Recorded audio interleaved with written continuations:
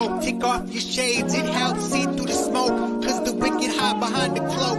And if you stay in the mist, you gon' be soaked. So listen up, cause this hair of the dog, what's real, what ain't, is this the fog or smog? Cause there's a difference when you breathe it in. So don't let the corporate media take you for a spin.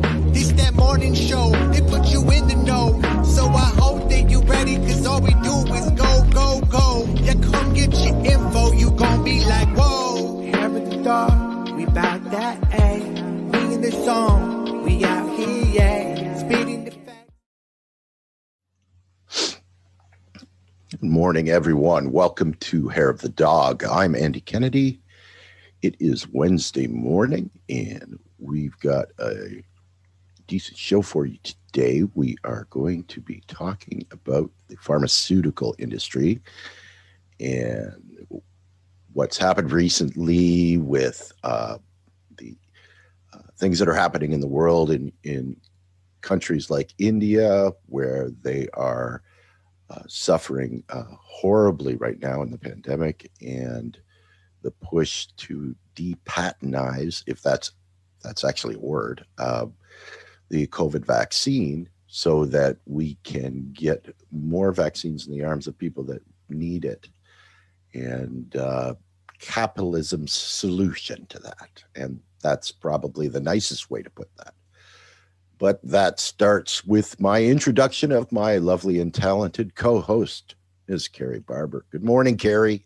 Hey, good morning, Andy. And yeah, you're so right. It is, I guess it's actually a word now, but so yeah, we're going to tackle all of this, and a lot of the information that we're going to cover today is curation from other journalists who are doing some outstanding work. One of them I want to call out, and I reached out to him because I would prefer to have him on rather than talk about him, was Carl from Open Secrets, is doing just kick-ass journalism, old school journalism, and he's really covering this issue tremendously. So we'll cover a couple of his pieces today, as well as data and statistics, and trust me, we'll make it fun. I know it's too early for all of the numbers and the mathy bits, but we'll do our very best. Right. And shout out to Lewis, who is watching us for the first time. He's like, I didn't know you existed. So welcome, Lewis. Thank you for joining us. And my father told me of that a lot. I didn't know. Oh, Andy, you poor thing. Yeah, so we'll bring the therapist back on for Andy and everyone else later. Yes, but that's another show. That's another show.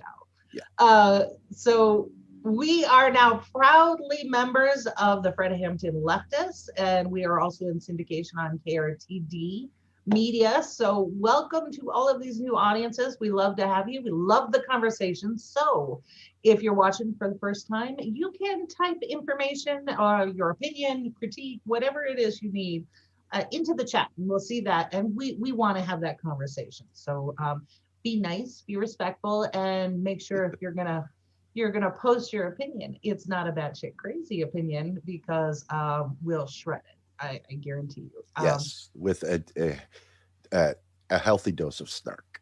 Oh, absolutely. And I just gotta warn everybody. Andy's on point today. So and slightly annoyed and not feeling well. So right. It's grumpy Uncle Andy. Yeah. Come at me. Cash me outside. Cash me outside. I got 99 problems, and they're all because of capitalism. Right? Right. Yeah. That's exactly right. So I'm actually thrilled that we've been adopted by the Fred Hampton Leftists, because I am really looking forward to those conversations and moving forward, because it's difficult when you're in my age group, and the vast majority of people that are my age have gone through, and the slightly older people have gone through the best of times, quote unquote, when you could your family could survive on a single income, and everybody was happy. And before the neoliberalists got their claws into the economy. And so it's and that going with that is the Red Scare and the closed-minded propaganda-fed narrative that we see a lot of times. And I don't blame people my age for being that. Been around for a lot longer and have been inundated with it for a lot longer. But the conversations I'm really looking forward to are the ones that don't include those narratives, right? That where we have people that are born at a time where, home ownership is a near impossibility, right? The climate is being destroyed, and people are saying, well, okay, but our solutions, we're not talking to the commies, right? And so that opens up a avenue of ideas and concepts that I'm looking really forward to talking about. Yeah, and I think you and I have talked about doing an entire show on just the basics of what these political ideologies are, because people just don't understand. So we will get into a little bit of socialism. I think we're back. Yay! All right, so I guess we'll give some people a moment to come back on here. Yeah, Amber said we're back. So thank you, Amber. So obviously live, anything can happen. So this is great. Yeah, I apologize for that. That was my internet connection went down for some reason. We're having some thunder bangers run around through here right now and some rain. This is, it might have been something that my internet provider had to reset so that it comes back up. But looks like we're back and connected. Now, cool. The question is, can you remember where we were? Yes, I can. You can? I can. Woo. Okay. I did my homework. So we were on the first graphic, and I was going on a little tirade about lobbyists. So this is the Ricchetti brothers. And I think what we'll do is we'll just splice this together for the replay so it's not so awkward in the middle for all of our replay viewers who don't catch us in the morning. Okay, and I think we lost about 10 minutes, so I think that we owe 10 minutes of after the hour, right? So unless, of course, you have somewhere you have to be. I do not. So okay, so I'll bring up the graphic. Here we go. Okay. We'll get right back into it. Right. Okay. So the gremlins caught us on this one. So with the Ricchetti brothers, this is just a prime example of why maybe lobbyists and the revolving door is a problem, because money talks. And Andy, you have said this throughout the entire history of our show for the last year and a half. These are the donors, the donor class. And if they're willing to spend this amount of money on just one lobbyist with access because his brother works there, they've had this relationship with Biden, they've got his ear, that's a solid investment. That's just a fraction of the money that they stand to make by having this lobbyist having these kind of conversations. And for those of you who kind of doubt the power of influence that a lobbyist has, call your congressperson right now and tell him that you'd like to have a sit-down meeting. See how that goes. Yeah. Good luck with that. Yeah, typically we have to show up with 50 to 100 of our closest friends, signs, chanting, yelling, whatever, and our congressperson still isn't there. Yes, and a representative of the congressperson in uniform usually shows up. That's exactly right. Exactly right. So let's take a historical look at this particular issue when it comes to COVID and the vaccine and the efforts to stem the tide of death and misery and loss that has gone on. So Andy, this will be the next graphic. This is the March 2020. So this is a little bit of a look back. And for this one, I surprisingly, I want to call out to The Intercept. This was an article that they had published, which I don't know how they got permission to publish something anti-Biden, but they did. Way to go. So this is an article from Li Fang, who was talking about this. And this is a historical look back. March 2020, last year. So when this pandemic, they already knew that this was going to be horrific. And the pharmaceutical industry already had their lobbyists out in Congress saying no. They didn't want to have anything to do with vaccine patents or technical knowledge. All of that needed to be done to manufacture them. They didn't want to have that shareable. They were still interested in profits and going forward. And let me explain to you why that is. It's a SARS virus. And Dr. Dillon, we've talked to him many times, and hopefully we can have him back. The mutations that we've seen from the initial variants that went around globally, we're now on like 38, the 38th mutation. This is going to keep mutating over and over and over again. So you're going to need updates and boosters. And they're already talking about everyone who's gotten the vaccine now will need boosters by the summer. So this is a cash cow when it comes to the business of vaccines. So of course they don't want the patent release, and they don't want competition from the global economy. But here's the problem. And I think this is the overarching conversation that we're not having. When you have the poorest countries who are right now only receiving about 1% of available of vaccines, that mutation gets to fester there and it comes back around. So think of the world as one petri dish, one ecosystem, and it is. And you let this go on in poorer countries because fuck those people, apparently. It comes right back to us. And this is what we're seeing already in the US, where you have the variant that just ravaged Brazil coming up north into the United States. So that's really the big picture, but lobbyists are paid to think in a very narrow for-profit margin. And this is the conversation that's happening in Washington, not necessarily in our best interests. So the not necessarily? not at all. Not at all. Let's just be honest about that. So one of the things that came up was this, it's been nicknamed the Bayh-Dole Act. So this is Evan Bayh and Richard Dole, I think was his first name. I think it's Richard Dole. But shout out to Sherry Wise, who has in the past been very good about educating us on how the laws and regulations actually work. So this is regulation PL 96-517. And it's called Amendments to the Patent and Trademark Act.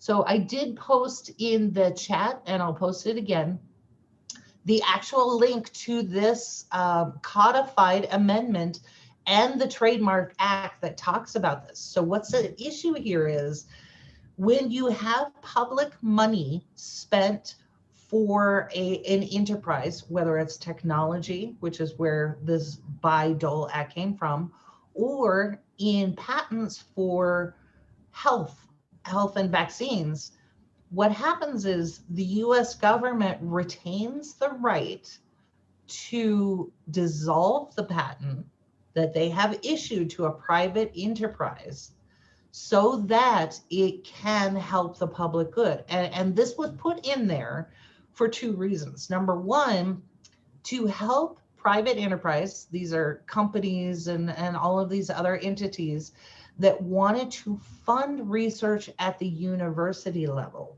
So all of that money started pulling in to grants and research and all of these sort of things under the promise that if I hire this university or if I hire this agency, and there are, it goes from defense to health to all of these things, if I hire them to do these tests, then I can take that data and turn it into a profitable enterprise.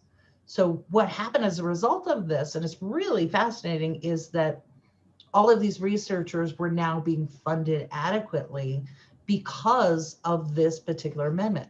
Now, on the flip side, if a private enterprise is funding these things and getting public funds, like in pharmaceutical companies, and then they do some shady shit, then the federal government can take that patent and dissolve it, even temporarily or permanently, and make the data knowable everywhere.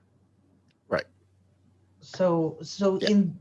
Go ahead, Andy. Go ahead. No, I was just going to say, and why is that important?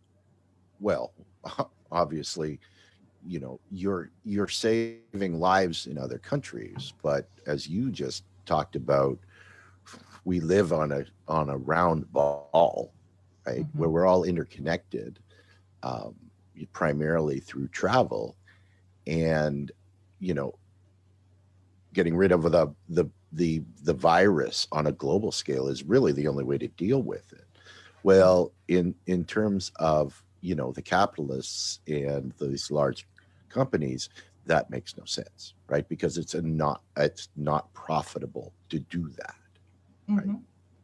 And we're seeing that in real time. And I shared just recently, a couple of days ago, I think, the interview with Bill Gates, who said that, oh no, we couldn't possibly share this technology or the recipe for the vaccine, right? And he gave his little critiques of why that is.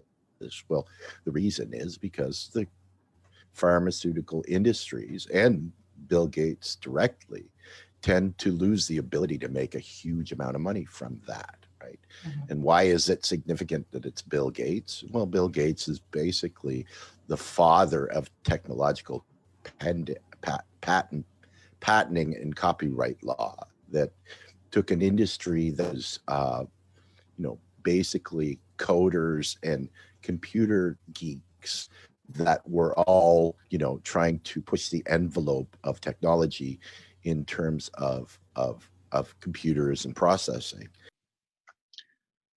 So apologies for the interruption, everyone.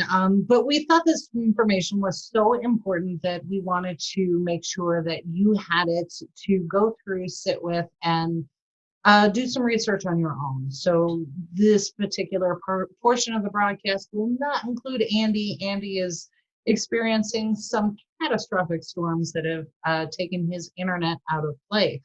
But we'll go ahead and continue, and I just want to make sure that you understand exactly what is going on right now in Congress.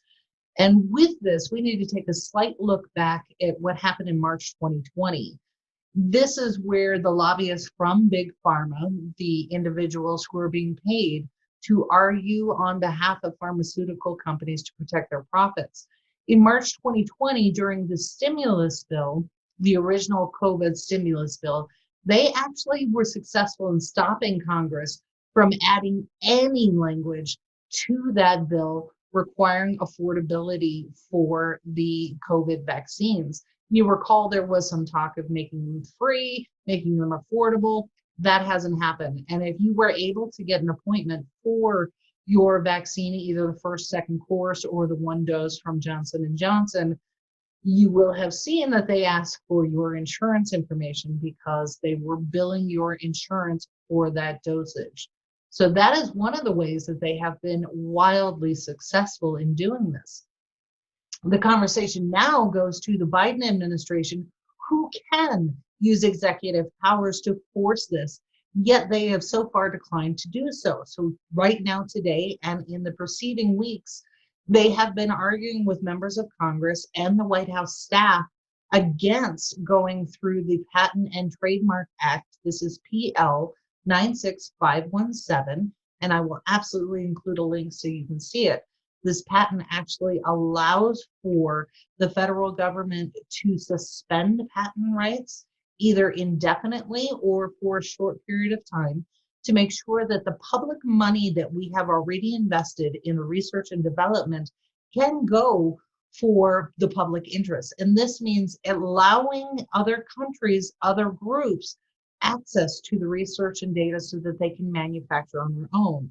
And we have heard, and Andy mentioned it earlier, that Bill Gates is now making news because he's saying that, oh no, you can't do this with patents, you can't do this. Well, of course, Bill Gates would say that because he has been the champion and father of making sure that patent rights are held. And obviously, Microsoft has a very long history of infringing on patent rights and lawsuits, and also litigation to make sure that any other competition was wiped out of the marketplace because of the patent law. Well, Bill Gates now is saying that, oh, you can't extend this information to countries like India because it couldn't possibly manufacture these drugs. Well, in earlier presentations, if you've been watching, we gave you the information and it is publicly available that 90% of all pharmaceuticals, things that you take now from Ambien all the way to heart medications, these are all manufactured in India today. And what happens is they manufacture, package, and then send it out around the world.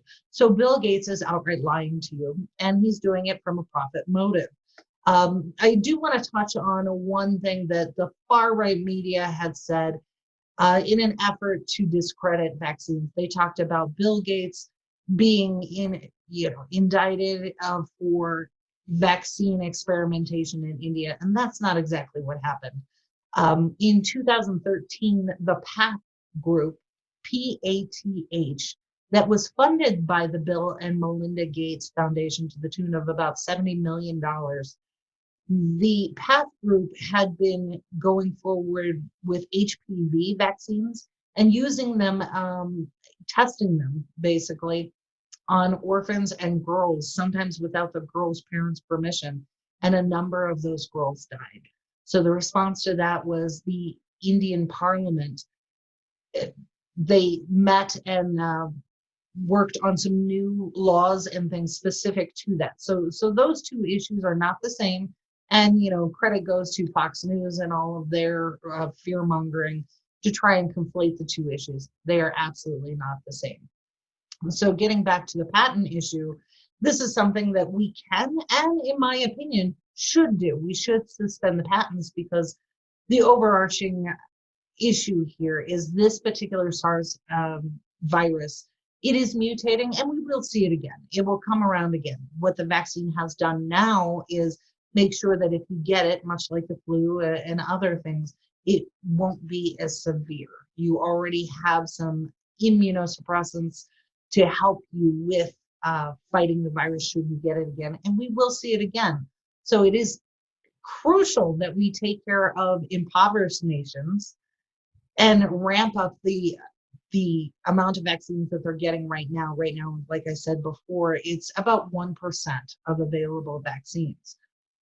So then in going on with this lobbyist influence in Washington, Biden's campaign, we have to take a critical look at how he came into the White House to begin with. His campaign and outside groups backing him have taken over $1.34 million from pharmaceuticals and healthcare products industries. And one group in particular, Unite the Country, spent $22.2 million on behalf of the Biden campaign. This was either directly promoting Biden as a candidate or against Trump as a candidate. So $22 million. And all of that was spent by an organization that has been led by individuals who have ties to the pharmaceutical industry. This is the first one that we want to look at is Larry Raske. He is the founder and chairman and CEO of Raske Partners. That is another lobbying firm whose pharmaceutical clients have included Eli Lilly. Amanda Loveday is associate director of a public relations organization as part of a law firm that represents many healthcare and pharmaceutical industries. And then Unite the Country board member, Mark Riddle, previously served on the board of a centrist think tank, the New Democratic Network, that received funding from pharmaceutical research and manufacturers, the Manufacturers of America, which is the leading drug industry and top lobbying group. So all of these people have ties to a highly profitable industry.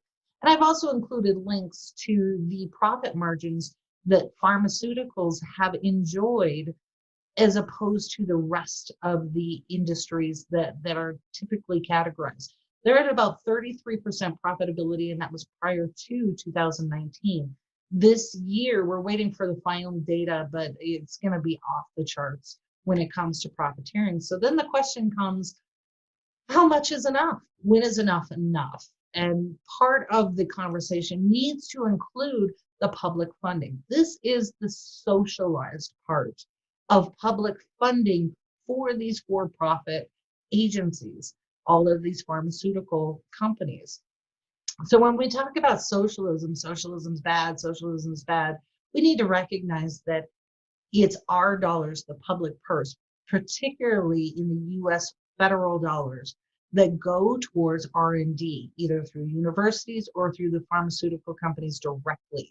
And so this is the last bit of data. And I pulled a lot of this from Statista, which is a great resource that is just raw data, nonpartisan, data doesn't lie. And here we can see that $33 million went into the R&D, that is public money, and another 66 from private industry. So we have a huge stake in what happens with these patents and how available these vaccines are. So while pharmaceutical companies are primarily interested in protecting their profit margin, we as the people have to look at our current conditions. So even though we may be immunized now, those boosters are coming because this particular virus has a mutation factor. So you're going to see it again and again and again, particularly when we're not protecting all of those countries right now where the mutations are actually happening. So what will happen is in the next wave, the next year that comes around, we're going to see a new variant of it. We'll need those boosters. And then, oh, by the way, we have seen the WHO, the CDC, and all of these global organizations talk about that this COVID represents maybe just the first of all of these pandemics that we should anticipate, in particular because of climate change and the moving of populations because of the effects of climate change. So the overarching argument here is we have already invested quite a bit from the public. We should be looking critically at making sure these vaccines and the methods of manufacture are available globally, because in the end, it's going to affect us all. So again, we really apologize for the outage this morning, the delay. It's a live broadcast. It can happen. So we are working on our technology to make sure that Andy's got coverage, I've got coverage, all of these things. But we so appreciate you tuning in, so appreciate the feedback, and really miss the feedback from all of our viewers this morning. You guys are just amazing critical thinkers. So I ask that with this information, you sit with it, you read it, you try to understand it. If you have questions, send them in. We will answer them as best we can, but share this information far and wide, because even if somebody considers themselves a centrist or a conservative, this matters. Here in this country, we have over 500,000 families in mourning, not just for loss of a family member, but also they have those medical bills that they have to cover on top of funeral services. And when we're having a conversation with pharmaceutical industry and their lobbyists are getting front row seats to our members of Congress, this is a critical conversation we need to have across the board. And it's folks like you and I who can really make the difference by talking to our friends and neighbors and, putting pressure on members of Congress. This is, in my opinion, this is the right thing to do. This is exactly what this law was entailed to handle. If pharmaceutical companies are more interested in profits than they are protecting their own consumer base, then it's time for our representatives in Congress to step in and make sure that they are towing not only the sound business model, but the right moral thing to do. So thank you so much for tuning in. Again, we apologize. We will be back on Friday, and we will have new topics, new discussions, and all of our tech issues should be handled. So thank you so much, and I appreciate you joining.